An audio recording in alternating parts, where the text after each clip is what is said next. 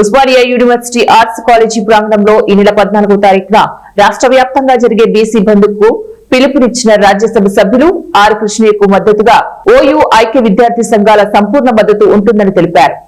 OU ఐక్య విద్యార్థి సంఘాల నాయకులు మాట్లాడుతూ కామారెడ్డి డిక్లరేషన్ లో ఇచ్చిన హామీ 42% బీసీ రిజర్వేషన్లను అమలు పరిచే స్థానిక సంస్థల ఎన్నికలు నిర్వహించాలని ఓయూ ఐక్య విద్యార్థి సంఘాలు రాష్ట్ర ప్రభుత్వాన్ని డిమాండ్ చేశారు. 42% బీసీ రిజర్వేషన్ల అంశాన్ని రాజకీయ జాప్యం చేయకుండా త్వరగా అన్ని రాజకీయ పార్టీలు కలిసి రాజకీయ పరిష్కారాన్ని చూపాలని డిమాండ్ చేశాయి. ఈ విషయంలో కేంద్ర రాష్ట్ర ప్రభుత్వాలు తక్షణమే చిత్తశుద్ధితో వ్యవహారం చేయాలని చెప్పేసి ఉస్మానియా యూనివర్సిటీ విద్యార్థి సంఘాలుగా డిమాండ్ చేస్తా ఉన్నాం. ఈ రోజు ఏమి ఆటంకమైతుంది? తమిళనాడులో 69% రిజర్వేషన్ ఇచ్చారు, ఈడబ్ల్యూఎస్ కి 10% రిజర్వేషన్ ఇచ్చారు. కానీ బీసీ సామాజిక వర్గానికి రిజర్వేషన్ ఇవ్వడానికి మాత్రమే ఎందుకు న్యాయ సమస్యలు వస్తా ఉన్నాయి? ఈరోజు రాష్ట్ర ప్రభుత్వం సరైనటువంటి డేటాతోనే ఎందుకు పోవట్లేదు? ఖచ్చితంగా బీజేపీ ప్రభుత్వం, సెంట్రల్ గవర్నమెంట్ ఉన్న బీజేపీ ప్రభుత్వం కాన్స్టిట్యూషనల్ రాజ్యాంగంలో 9వ షెడ్యూల్లో ఈ అంశాన్ని చేర్చినట్లయితే న్యాయపరమైనటువంటి సమస్యలు రావు.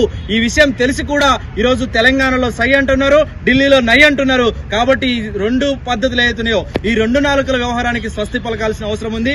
అదేవిధంగా రాష్ట్ర ప్రభుత్వం కూడా న్యాయపరమైన చిక్కులని, సమస్యలని వాటిని అధిగమించే విధంగా చర్యలు చేపట్టకుండా ఉత్తగానే చట్టాలు చేస్తున్నట్టు చేసి దానికి లీగల్ శాంటిటీ చేయకుండా చేయడం అనే వ్యవహారం అవుతుందో ఇది ద్వంద్వనీతిని తెలియజేస్తా ఉంది. అందుకే ఉస్మానియా యూనివర్సిటీ విద్యార్థి సంఘాలుగా, ఉస్మానియా యూనివర్సిటీ విద్యార్థులుగా మేము ఈ రాష్ట్ర ప్రభుత్వాన్ని, కేంద్ర ప్రభుత్వాన్ని డిమాండ్ చేస్తా ఉన్నాం.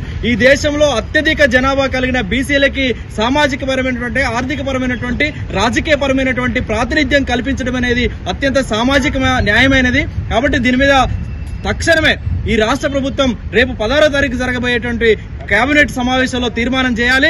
కేంద్ర ప్రభుత్వంతో సంప్రదింపులు చేసుకుని రాష్ట్రపతిని కలిసి దీని రాజ్యాంగంలో 9వ షెడ్యూల్ చేర్చే విధంగా చర్యలు తీసుకోవాలి. అప్పటి వరకు కూడా ఆ మేరకు రాష్ట్రపతి ద్వారా ఆర్డినెన్స్ తెప్పించి ఈ ఎన్నికలు నిర్వహించాలని చెప్పేసి డిమాండ్ చేస్తా ఉన్నాం. ఈ క్రమంలో బీసీ మేధావులు, బీసీ విద్యావేత్తలు, బీసీ సంఘాల నాయకులు, ఎస్సీ ఎస్టీ బీసీ మైనారిటీ వర్గాలు మొత్తం ఈ దేశంలో సమానత్వం కోరుకునే వాళ్ళందరూ, ప్రజాస్వామ్యం కోరుకునే వాళ్ళందరూ కూడా ఈ బీసీ సామాజిక ఉద్యమంలో కలిసి రావాలి. న్యాయం కోసం జరిగే, అత్యధిక జనాభా కోసం జరిగే ఉద్యమంలో భాగస్వాములు కావాలని పిలుపునిస్తా ఉన్నాం. ఇప్పటికీ ఆయా పార్టీలు ఉన్న బీసీ నాయకులారా, మేధావులారా, రాజకీయవేత్తలారా ఆలోచించండి. ఇది సరైన సమయం. ఈ సమయంలో స్పందించాల్సిన అవసరం ఉంది. పార్టీలకు అతీతంగా ఈ ఉద్యమంలో కలిసి ఇచ్చిందో తక్షణమే చిత్తశుద్ధితో ముఖ్యమంత్రి గారు యొక్క ప్రభుత్వము దాన్ని 42% రిజర్వేషన్ ఏదైతే హామీ ఇచ్చిందో దాన్ని అమలు పరచాల్సిన ప్రభుత్వం మేము డిమాండ్ చేస్తా ఉన్నాం.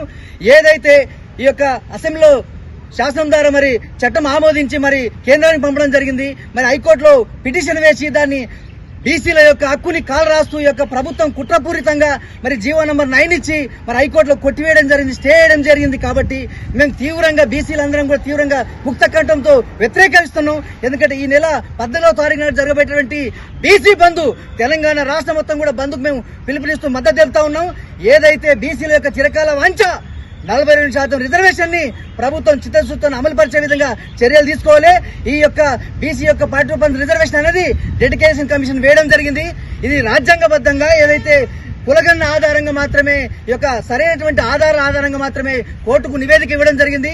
సరైన ఆధారం పరిశీలించకుండా మరి స్టే ఇవ్వడం జరిగింది. కాబట్టి వివిధ రాష్ట్రాల లోపల మరి సరైనటువంటి కులగన్న లేకుండా తీసుకోవడం జరిగింది. కాబట్టి అక్కడ కొట్టేయడం జరిగింది. కాబట్టి ఇక్కడ కులగన్న స్పష్టంగా ట్రిపుల్ టెస్ట్ దొబ్బుక తిన్న జాలు మీరు అగ్ర కులాల వాళ్ళు.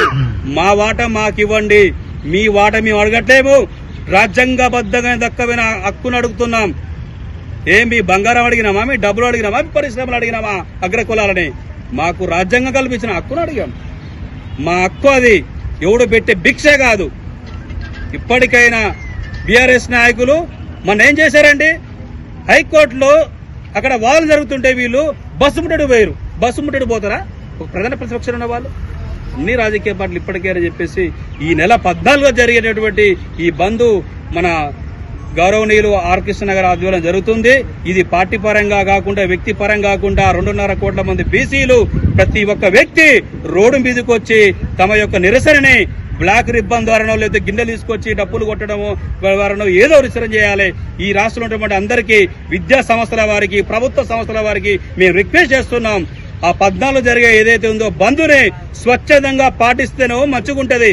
ఆ తర్వాత జరగబోయే పరిణామాలు అక్కడ ఏం జరిగినా కూడా స్కూల్ బస్సులు తగలబడ్డా లేకపోతే షాపులు తగలబడ్డా మాకు సంబంధం లేదు. ఎందుకంటే మేము శాంతియుతంగా గౌతమ బుద్ధుడి తరహాలో మేము యుద్ధం చేస్తున్నాం. మా యొక్క ఉద్యమానికి మీరు మద్దతు ఇచ్చి స్వచ్ఛందంగా మీరు మద్దతు తెలిపితే బాగుంటది. ఈ రాష్ట్రం అగ్నిగుండంగా మారకముందే రాష్ట్ర ప్రభుత్వం కేంద్ర ప్రభుత్వం తక్షణమే స్పందించి ఏదైతే ఉందో ఆ బీసీ బిల్లు ఆ బీసీలకు డిక్లరేషన్ ఇచ్చి ఆ గవర్నర్ గారు గెజెట్ ఇస్తే అయిపోతుంది, రాష్ట్రపతి గారు గెజెట్ ఇచ్చిన అయిపోతుంది. మా బీసీలో మాత్రం మా యొక్క జీవితాలు ఆడుకుంటే మాత్రం ఒక్కొక్క రాజకీయ పార్టీ ఒక్కొక్క రాజకీయ నాయకుడిని అగ్రకుల నాయకుడు తరుముతాం. రేవంత్ రెడ్డి 4 కోట్ల మందిని కంట్రోల్